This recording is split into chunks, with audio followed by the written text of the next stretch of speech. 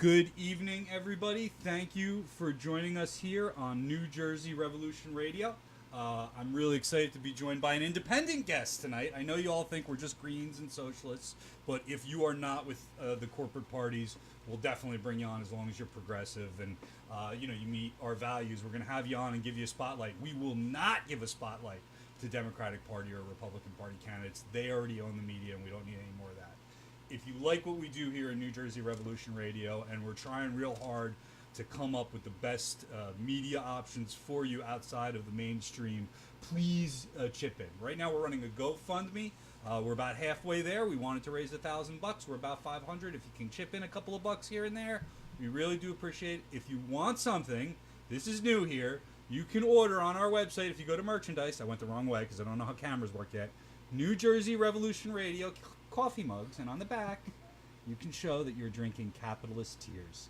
So if you want to make a little bit of a splash in the workplace around the coffee maker in the morning and support New Jersey Revolution Radio, they're $25. If you're coming to an event, if you know me personally, you know you're going to run into me at something, order it. We'll put it aside, and when I see you, I'll give it to you. But if you'd like it mailed to your home, a couple extra bucks to our comrades at USPS, and we will get it out to you. Mahmoud. How you doing? I'm doing well. Thank you for having me on, Brian. Oh, no problem, man. So you are running for Congress in CD8. That's right. Who are your opponents in CD8? There's 3 opponents. Dan Delaney is a libertarian. There's also a Republican, John Muñez, and the incumbent Democrat is Alvio Series. Okay. So tell me about yourself. What's your background, and how did you get to coming into politics? Sure. So before I do that, I want to say thank you for having me on the show. And I think it's important to have independent media that gives a platform to independent candidates and other candidates, because you take a look at corporate media, they only support individuals who are established and party individuals. So it's important to be able to have a free press and a free media that gives an option and a voice to all individuals. So that way when people walk into a ballot box, they know who they're voting for. I appreciate that. Sure. So a little bit about me and why am I running, to answer your question. Me and my family migrated to the United States when I was 4 years old. And the first memory I have growing up was my mother, pushing me into a clothing bin drop to get clothes for my brothers and my sisters and my mom and my dad. My mom used to work as a teacher and migrated in Egypt, and my dad, he was pretty well-to-do as well. And they came here for the American dream. And that, experience at such a young age, that one specific incident had always stuck with me. And I took a look around as I got older, and I said, okay, I see a lot of people who, it's not only me in that situation, but there's a lot of people who don't have much, while I see a lot of people who have a lot. And to me, that really hit home. And when I heard a person in 2016 preaching this economic message of income inequality, it really hit home to me, where he was putting a lot of fear into, business leaders at the top and corporate owners, where he was saying there's 1% of this population in this country who own 92% of all the income, while the 99% only own 8% of that.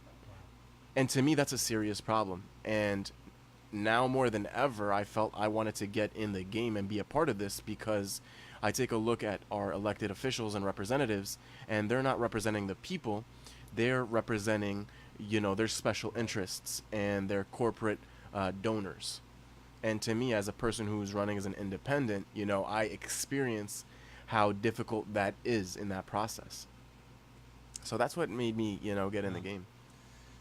You talk about some issues on your platform, but I wanted to know what's the big driving issue for you? Usually for me, it was a minimum wage issue that really I took the leap from kind of paying attention to politics to being active in it. Mm-hmm. Was there an issue that made you take that leap?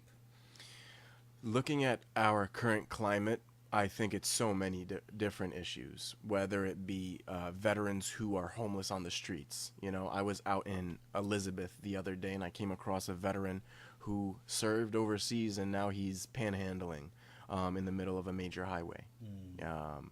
I take a look at fighting for $15 as a minimum wage, as a person who's worked as a waiter, as a person who's worked my first official job at McDonald's making $5.15 when that used to be the minimum I wage. remember when that was made. Right. You know, to me, I've experienced it. I worked in conditions where I experienced what undocumented immigrants go through. Immigration is a big issue. Universal health care. I've been without a job, and I lost a job, and the first thing in my mind was, how am I going to be able to pay for health care? I want to back up a little bit to the income inequality and the minimum wage issue, because that's something that's kind of brewing up here in New Jersey, and something I admit I'm personally involved in. It's near and dear to my heart. But we're seeing right now this fight in New Jersey, and I know you're running for Congress, but we've seen support from the national level from Bernie Sanders and other people. But the problem right now is that the Democratic Party wants to carve it up. They don't want to give $15 an hour to everybody. And to be honest with you, I was asking for $15 an hour 4 years ago. Right now I'm asking for 20, and I'll be asking for more. Your position on 15 kind of made some exceptions, and I wanted to ask you about that. How would you like to see a minimum wage implemented Sure. to that in this state? Sure. To me, we have to protect small business owners, people who are starting up their business and they want to get going, to be able to provide startup costs for starting up, whether it be a pizza shop, a clothing store, whatever it may be, so that they can become financially free in this country. And I think that that's why people, love America, because it's the land of opportunity. I want to fight for $15 on large corporations to make sure that, each person who works has a livable wage. And to me, $8.60, what we're currently, have as a minimum wage in New Jersey, is not livable for anybody. That is, we're on a, you see that hamster that's like running on that tread, and no matter how hard he's churning and how hard he's working, he's going absolutely nowhere. Right. And that's the economic system that we're on right now. It's on the brink of collapse because people are committing suicide because they're in debt from their college tuitions. People can't afford to pay their mortgages on their homes. People can't afford the high costs of rents. They're, so to me, small business owners who are trying to make it in there, it's difficult to me to say a person who, can't, is paying for the equipment for their restaurant, for, all the things that they need to go in, and to then tell them you have to pay $15 an hour when they're not even making much profit themselves. That's where it's difficult for me. And I can, and a good individual who listens to the people can take viewpoints from different people and shift and adjust to be able to, my comrades would be angry at me if I don't push back on Sure, that. please and do. What I think you're explaining to me is that capitalism can't really survive without poverty. And that's the position where, when you get involved with a minimum wage, movement like we are, it's not, and of course it's about creating material conditions that are better for working class people. But for me, it's also pointing out the fact that capitalism just is unsustainable. And I think you talked very much about the ravages of capitalism when you talk about suicides and the results of imperialism. You talk about a homeless veteran. I don't think we should have homeless veterans, because I don't think we should have veterans. I don't think we should be sending people overseas to create more wealth for oil companies. So, on the position of capitalism versus socialism. Now, we have Bernie Sanders out there who kind of says he's a democratic socialist, but I don't really feel he's a Marxist per se. Where do you put yourself in that category? Do you think capitalism can be saved? I think where we're at right now is absolutely on the brink of collapse. To me, it's crazy that, we keep seeing, this administration tout its numbers that we're at 3.9%, and it's at the highest it's ever been in 3.7%. But when you're only offering jobs where a person's a cashier at Walmart, Right. are those the jobs where we have, low unemployment? Yeah. Because the people that I know, they're graduating university with bachelor's degrees, and they are either overemployed or can't find jobs at all. So is capitalism the right answer? To me, I think capitalism can work if we live in a society where, individuals who are at the top give back to people. But we're not seeing people at the top give back to people. Jeff Bezos is on his fifth home, renovating it for $15 million a year. So to me, it's He had to be pushed by Bernie Sanders in order to get to $15 an hour. Right. To me, I agree with you. I don't even think $15 is enough. Not in New Jersey, especially. Not in New Jersey. There may be some areas where it's a livable wage, but it is certainly not anywhere in this state. Not in New Jersey. Right, because if you take a look at what $15 an hour is, if you're working 40 hours a week, factor in the cost of rent and food and groceries and gas and all these things, you're barely up to your neck to be able to breathe. Right. And I don't know how people are doing at $8.60 an hour. So that's where I am, That's where I am. I thank you, and of course we'll agree to disagree a little bit. I think that systemically, trying to continue to put this patchwork on, capitalism is just not working, and ultimately we need to rethink who owns the means of production or how they're controlled. And I agree with that sense. I don't think that we're far off from each other. I think that where we are is too many people feel disenfranchised. That's true. Too many people feel that they don't have a voice and a say in this country anymore. They're probably right. And that's why that's why you see people gathering all over this country, right, everywhere, and saying that we've had enough with this system. And I don't think it's just about immigration. I don't think it's about race. I think the bottom line is income. It's about the economy, stupid. Yeah. I remember that saying when I was in politics very young, that it's about the economy, stupid. And you talk about the disenfranchisement. So I think, yes, the major factor in is the economy, the fact that people are struggling way too hard to get by.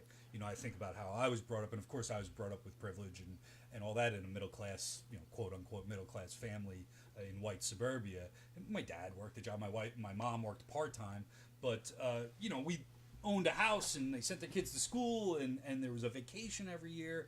And my generation, one after that, and I can speak to my own personal circumstance and those around me, is we're working 2 jobs each and we're not taking vacation every year. It's a staycation. And, it's not the same lifestyle, I think, and everybody in this country has come down a peg over this past generation. So that's number one, I think, in disenfranchisement. But I think the other part of disenfranchisement is something we very much agree on, which is the 2-party system. Right. You're running as an independent. Right. I'm sure you could have put your name in there and tried to primary Alberto on the Democratic side. You probably would have lost because he owns the machine, and I know Alberto's a very powerful Democrat in this state. You decided to go independent. Right. Why?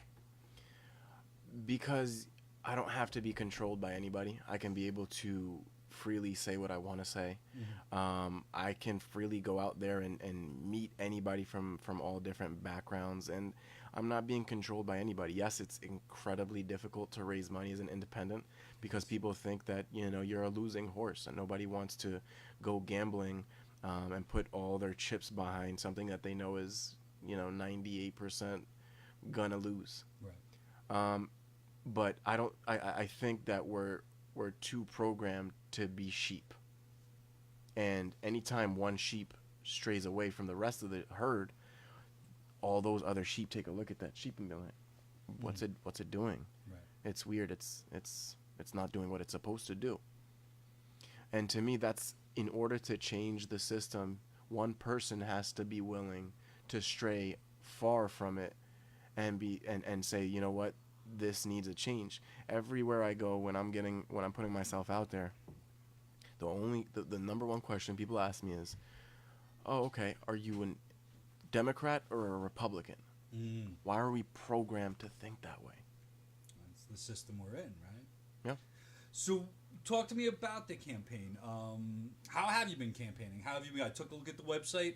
As I told you before we talked, I don't dig into these interviews. This is a part-time gig for me, and I also think it's good to get a fresh start with somebody who's doing a first interview. But I took a look at the website. It's very professional looking. It's good. It looks like you did some quality work on it. Tell me about the campaign. Who's running it with you? What's the strategy? How do you plan on making an impact on this race? I think I've already made an impact on this race. A lot of people are really digging into me. A lot of people are volunteering to sign up. A lot of people have provided very small donations, which is important. I'm getting out there, going to churches, going to synagogues, going to Sikh temples, going to mosques, going to LGBT events, going to events about gun violence. So wherever I can go, I will go. It doesn't matter who it is. I'll hold an interview with anybody on the right, on the left, in the middle. I think to truly represent all people, you got to put yourself out there and be willing to take criticism, be willing to get shut down, be willing to be able to, you know, reach the people and listen to people who do agree with you and who don't agree with you. And, you know, that's the only way, you know, at the end of the day, people have that option, that choice to either vote for me or they don't. But it's on me to put myself out there sometimes in really uncomfortable positions and situations, you know, and try new things and, you know, Yeah, that's true. trial and error. I've been a candidate for office in union elections. I never ran for public office, but I've certainly been a part of enough campaigns to know that it's a learning experience. It's not just going out there and preaching, right? You're going to, like you said, talk to people and hear what they say. What are you learning out there? What has people said to you that maybe opened your eyes to something? I learned that a lot of people are buckling down. What do you mean by that? If you're on the right, you believe in the right. If you're on the left, you believe in the left. And the majority of people who, you know, are in the middle are choosing to take one or the other. And to me, a lot of that is controlled by corporate media. Yes. And to me, it's the biggest problem. The corporate media, it controls the narrative on everything. If today's news is Kavanaugh, everybody's going to go out and protest about sexual assault. Yep. If, you know, children are being locked up into cages, people are going to go out and protest, you know, at ICE detention centers. But once the media is no longer covering that, nobody's talking about that issue on Twitter. Nobody's going out to protest about that anymore. What do we do about that? I think people need to come together about all these issues, and I think people need to turn off the TV. Or Facebook? Not Revolution Radio. No. On the contrary, hold on. Television. On corporate media. Corporate media. I think it's important to have. That's why social media is changing the game. It's allowing, you know, upsets and shocking things to happen. It's allowing the Alexandria Ocasio-Cortezes to win, the Ayanna Presleys, the Andrew Gillums, you know, people who you would never really give a shot, they're getting their chances. You know, you're giving a voice to people who wouldn't be heard. Yes. But, you know, would CNN give me a voice? Probably not. No, have you tried? I have. Really? I have. Have you gotten any response from media? I mean, has there been? Because we've had. I mean, we get greens on, you know, some news articles, and we've had some coverage, although it's extraordinarily sparse. And of course, they're paying more attention to the corporation parties. Have you had success at all with other media? Yeah, for sure. But it's been extremely difficult. I was on the Young Turks. Oh wow! Yeah, that's tremendous. That's definitely good exposure. Yeah. Cool. So I just wanted to get a couple more issues. I talk about foreign policy, and obviously New Jersey Revolution Radio is a big supporter of the peace movement. We're involved in wars all over the world now. I can't even keep track of the things, and even if we aren't directly involved in wars, we are supporting them, like in Yemen, like in Syria. You know, what's your military kind of analysis of the situation? Because you're going to go to Congress, and you're going to be, if you go to Congress, you're going to be in a room with 500 and some other people that want war. And I don't see nobody sees a difference between the Democrats and Republicans on this issue. What's your position on our continued imperialism? I don't see any reason why any country would. Why do we have war in the first place? Why don't we as human beings want to spread love? Why do we even need to make guns? Why do we need to fight over land and fight over money and fight over, you know, resources? Why can't we as human beings learn to share with each other? That's the number one things we say to our children. Hey, you need to share. Right? So what's the point of it? And to me, it goes back to income inequality. It's the greedy people at the top who want all the resources and want all of the possessions for themselves, and they don't want to share it to people. They don't want to share it to people who are in their country, who the same thing, $8.60 an hour. You got to fight to give $8.60 an hour. It's true. It's crazy. So you think that they're gonna care about sharing with other countries? Hmm. The big issue that we take is support for Saudi Arabia, Israel, these groups which seem to be fomenting violence as a way of thing. And then that vote comes in to send foreign aid to Israel again. Mm-hmm. How do you vote? And do you just vote or do you speak out on that issue either way? I think you have to be able to speak out against any country that is committing any forms of violence against people. Whether it be Israel, whether it be in Rohingya with the Rohingyas, whether it be in Ukraine. Anytime people, are either being under occupation. You brought up Israel, for example. So, there's an occupation, there's the building of settlements, there's the destruction of homes in the West Bank. There's, the wall. Life has become so difficult for people living inside of those areas. So, yeah, you have to speak out against these things. Do you support BDS? I do. Wow, that's great. Yeah. Yeah. And that alone, I think, sets you apart from a lot of candidates. Yeah, I mean, for office. to me, it's important to be able. I mean, there's so many celebrities you see that support this. There's so many actors. There's so many people that do, and I think this new generation wants peace more than ever. Yeah. Israelis and Palestinians. I hope so. They do. The young generation want peace between each other more than ever. The older generation, they're just so buckled down. It's no, this is our land. No, this is our land. Yeah. And it's the greedy people at the top, whether it be politicians or the people who seek to gain something from it. They're the ones who, want to cause friction and problems with each other. But the majority of people, they're the ones who want peace. The people who are young, even in this generation, our generation is different from the older generations. Well, I do put a lot of faith in the next generation because I've seen and I've done some youth organizing, and I know you've done some organizing as well. I have. And they give me great hope. Their ability to communicate and use this technology that has sprung up so fast over the past decade is impressive to a guy. And I'm 42. I'm not that old, but I look at kids in college now and go, wow, this is way different than the world I was thinking I'd be growing up in. I couldn't be more impressed with these young kids in Parkland who march for our lives. They're going across the country, city to city, and telling people we need to get guns off the streets, which I truly believe in, and that's a form of pushing for peace. Why do we need guns? Right. For what reason?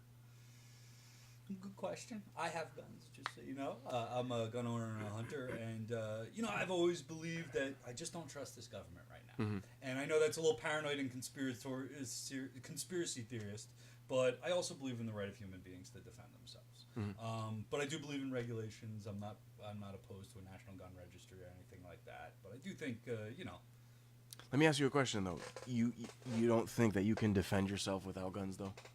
Not against this government. And I mean, we can look at the history of the Black Panthers to tell you that you need armed defense at times against, police state. Now, I of course have privilege, and I'm not saying I'm in that situation, but I do always support the right of oppressed peoples to defend themselves. But there's been so many movements that have came up against, armed oppression, and fought back with peace, and been able to, at the end of the day, overcome those, even though they were against, difficult odds. I think there's all kinds of elements to a revolution, and I would hope, especially being a father of 5 young children, that we could have a peaceful one in this country. But I don't deny that there are other parts of revolution which get violent at times, and they get violent usually on the part of the state first. So I would like to know that revolutionaries can defend themselves. Okay. And that's my position. Okay. I also know that in parts of this country, there are places where you still hunt for food. And I know that my family vacations in rural areas, and it's quite true in a number of areas. If you can't go out in your backyard and hunt a deer, you're not going to eat that night. So I think we have to take it with a grain of salt in New Jersey, because we're used to grocery stores being everywhere. So this is where, in situations where, in New Jersey, where individual, or at least North New Jersey where I am, it's urban centers. Mm-hmm. So you don't need to go hunting, and there's farms. In the South where, you have lots of land and rural areas, people do need to hunt for food because that's their source of food. that makes sense. Or, they have a lot of acres where it takes such a long time if somebody intrudes in their property, to defend themselves. That makes sense. There you go. And that's why I believe that the system of keeping it state to state makes sense to me, because different strokes for different folks in different areas have, different rules and regulations. Okay. Well, I appreciate that. Yeah. We are running up on a little bit of time here. We're a little early, but I want to make sure that you can get your plugs in. Okay. If people want to come to an event, your website, how do we find out more about you and support your campaign? Sure. So it's Mahmoud, the number 4congress.com. Small donations are key in supporting candidates. I hear all the time that we need to take big money out of politics. I hear that again and again and again.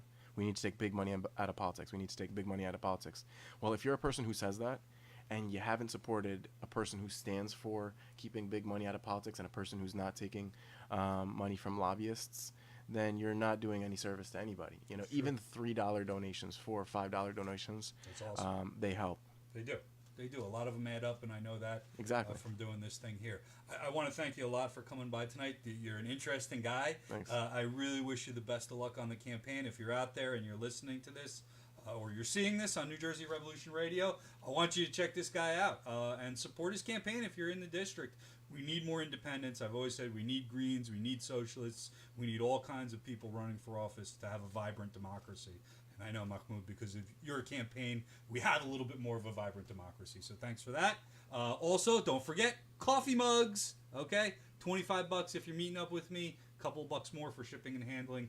Check them out on the website, www.njrevolutionradio.com. I will see you next week for a live stream at 8 o'clock. And the night after our live stream, we're going to have our first live show in Montclair, a live show where you can come and have coffee at the Trend Tea House, 411 Bloomfield Avenue, Montclair, New Jersey. We're going to start about 7:30. We'll go live at 8 o'clock, so I hope to see you there. Thanks a lot, everybody. Have a great week.